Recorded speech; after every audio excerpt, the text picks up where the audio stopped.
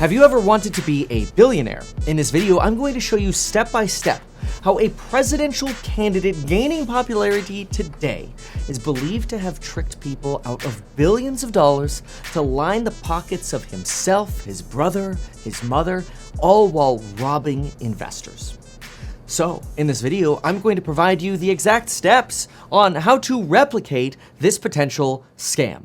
Now, I want to be clear. I'm not personally coming to the conclusion that this is a scam. These are just the opinions of the information that I found and put together in this video. So it's important that everybody come to their own conclusion. So as I always like to say, don't sue me, bro. And hypothetically, if you wanted to become a billionaire fast and quickly, here's a fantastic way to do so.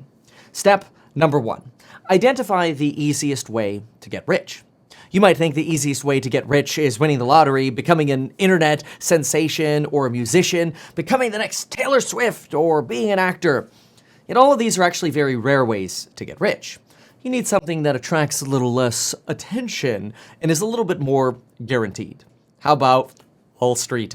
Like investing in a company that is going to IPO on a major stock exchange like the New York Stock Exchange. Frequently a near certain way to get rich, especially if you can sell before your hyped up stock crashes 99%. Okay, so we'll go with Wall Street. Step 2, identify a product with limitless potential revenue. I actually think the potential opportunity here is really tremendous for delivering value to patients. There's over 5 million patients who suffer from Alzheimer's disease in this country alone. And if you think about it, we own global rights to a drug that has already demonstrated in a large phase 2b study efficacy on the 2 parameters that the FDA has historically required for new Alzheimer's disease drugs. And actually, we believe we're only one additional phase 3 study away from the approval of this drug. In other words, forever potential revenue and infinite hope, curing something that is good for humanity, like Alzheimer's. In the pharmaceutical world, well, you'd be perfectly fit to make billions with such promises. And of course, there's infinite potential because ultimately, everybody unfortunately might end up being subject to the terrible disease that is Alzheimer's. So why not support a company for the good of humanity with limitless potential to make money? And also, an industry in which most people have zero clue about drug lingo anyway. The thing with RVT-101 is it's actually a neurotransmitter targeted therapy that actually in part works through the release of acetylcholine. So that way, you could disclose your fraud in plain sight, and investors wouldn't understand it. But you'd be legally protected. So far, so good. Easy way to get rich, easy way to sell it, easy way to protect yourself.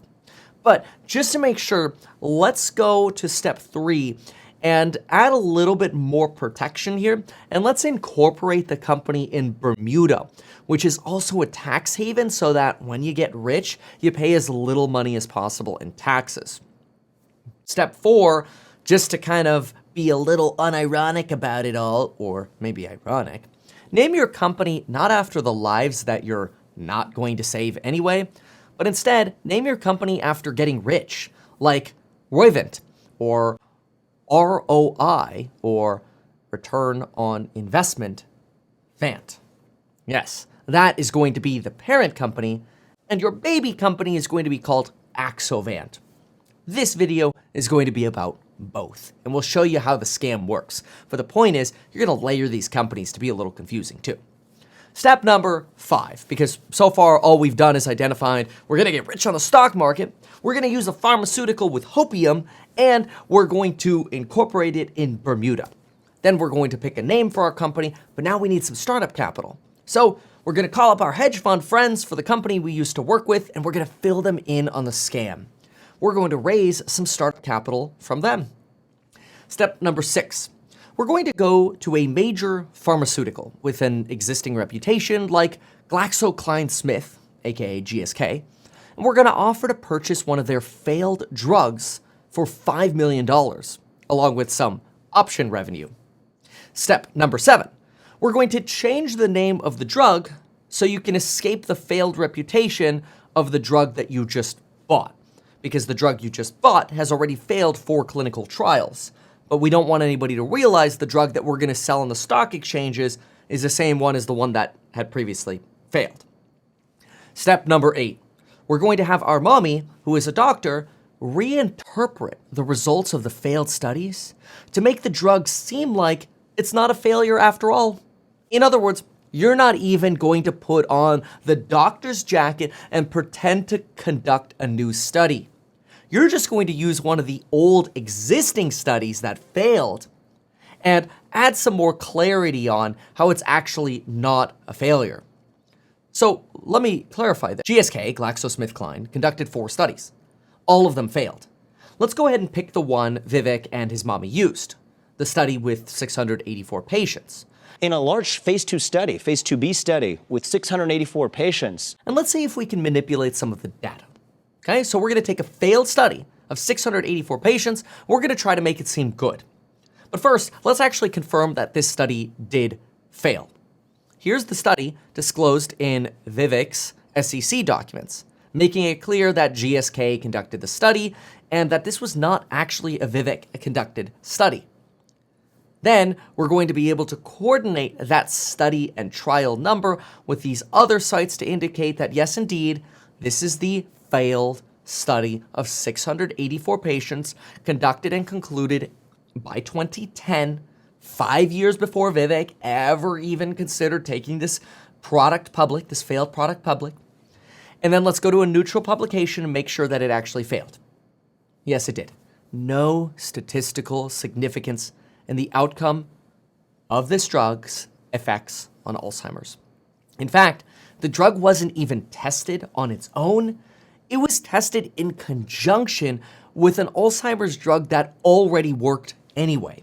In other words, the drug that Vivek is going to take public isn't even a drug that works on its own.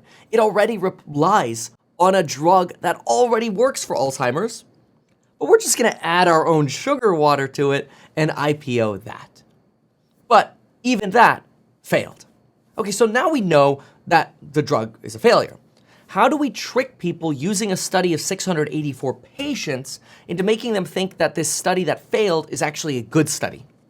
Well, this is where you have to introduce completer analysis and responder analysis. Sounds confusing, right? That's the point. We need to be able to trick people, and these things sound official. Ooh, analyses. That's official, right? But you and I know the truth. You and I know that a completer analysis removes everybody from the study who didn't complete the trial.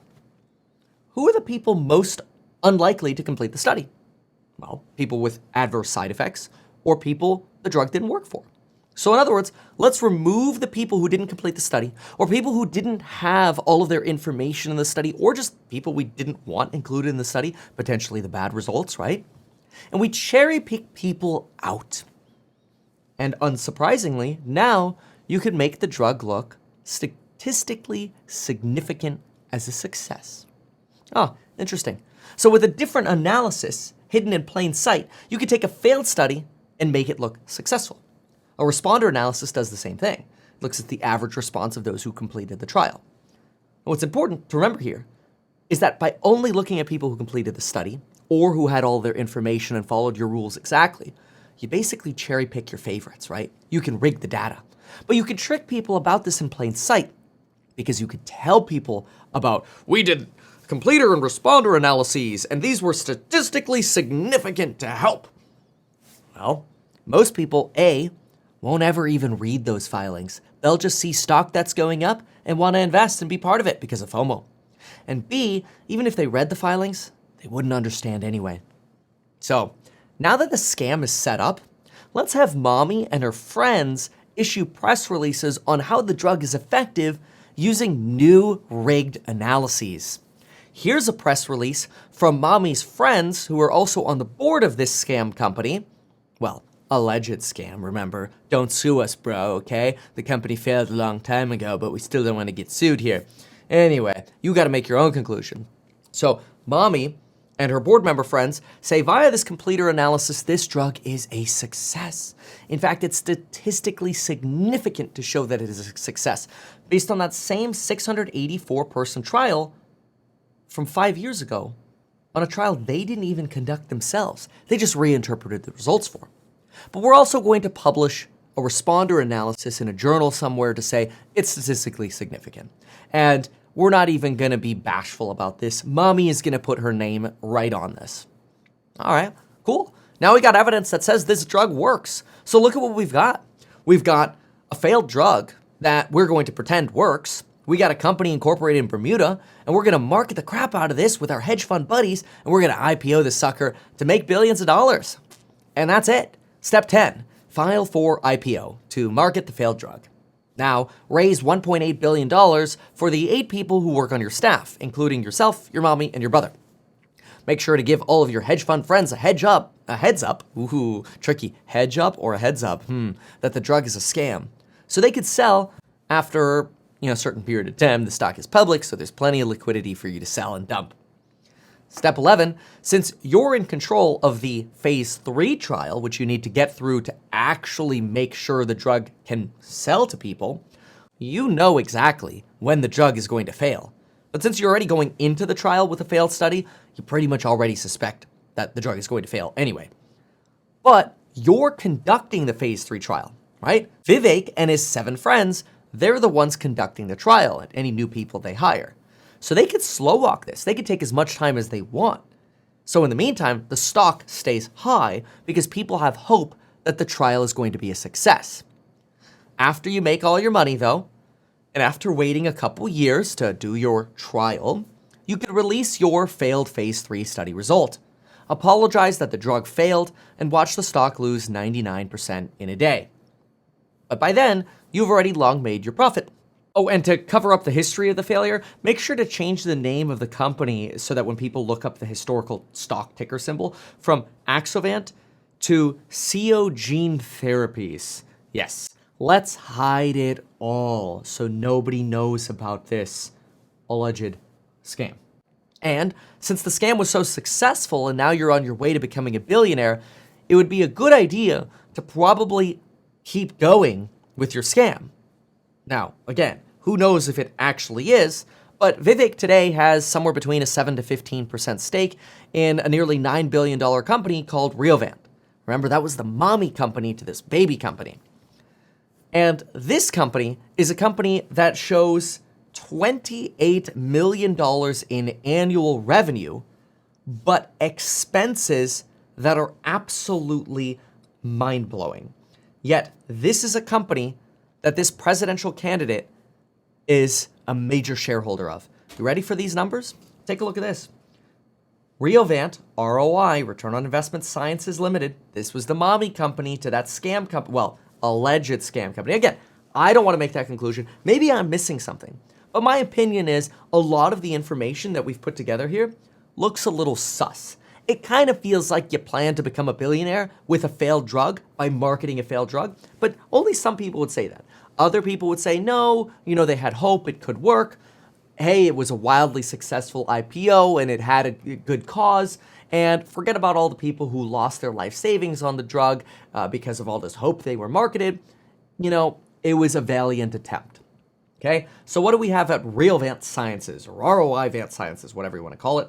Well, what you have here is a company with annual revenues up about 10% from last year, from about $55 million to $61 million. That sounds good, right? I mean, $61 million of revenue, that's fantastic, right? It is, except when you're spending $525 million on research and development. So you're spending nearly $10 on research and development for every dollar you bring in. But it's not just that. You're also spending nearly $10 on selling general and administrative, which is probably mostly stock-based comp for board members to write articles about how great all of these drugs are. Even though you're not bringing in any revenue, you're marketing the crap out of your drugs that mostly suck. And so here's a company that's literally burning net loss of $1.1 billion that Vivek helped found, $924 million last year, massive money burn for drugs that they have either in development or are selling. If you go to their website, you could see, oh, look at all this pipeline of hope for drugs that they're creating. Here's one that's actually being commercialized, that's actually being sold. It's called VTAMA. It's for plaque psoriasis. Now, if this VTAMA was so successful, or going to be so successful, then you might be surprised to find that Riovant or Roivant or whatever you want to call it actually sold off 75% of their ownership in VTAMA to another company. In other words, the one commercialized drug they have, they already promised to give away 75% of the revenue for. Yep, that is how to make a lot of money trying to sell drugs that might never actually be wildly profitable. And you do it all by starting your scam on how to become a billionaire by taking a failed drug, changing its name, incorporating it in Bermuda, and renaming it, remarketing it, IPOing it with false hope, and then doing it over and over again. Now, I'd like to be clear. While I'm a licensed financial advisor and I provide a lot of insight into how to actually build your wealth without being a scam, whether it's investing in real estate, going from zero to millionaire, investing in stocks, or building your wealth by increasing your income, by learning how to make more money as an employee or an entrepreneur and learning about the ins and outs of how to actually make money the right way and learn the tricks of the trade, well, check out my programs linked down below. But when it comes to something that smells pretty sus, I'd say, hey, here's a way you can become a billionaire in a pretty sus way. Who knows? Maybe it was all legitimate. But through my research, there were a lot of red flags that just left me with more questions than answers. Maybe this was all a mistake, but let's just say if I were to interview Vivek, I'd have quite a few questions about this history. Thanks so much for watching. If you found this helpful, consider sharing the video, and we'll see you in the next one. Goodbye. Now, I want you to know this. When it comes to AI, time is what's going to make you money. And if you can prove that value to an employer, you'll always be able to be employed. So this is another way of making sure that you don't get replaced by artificial intelligence. If you can master AI by starting on the ground floor, let's go.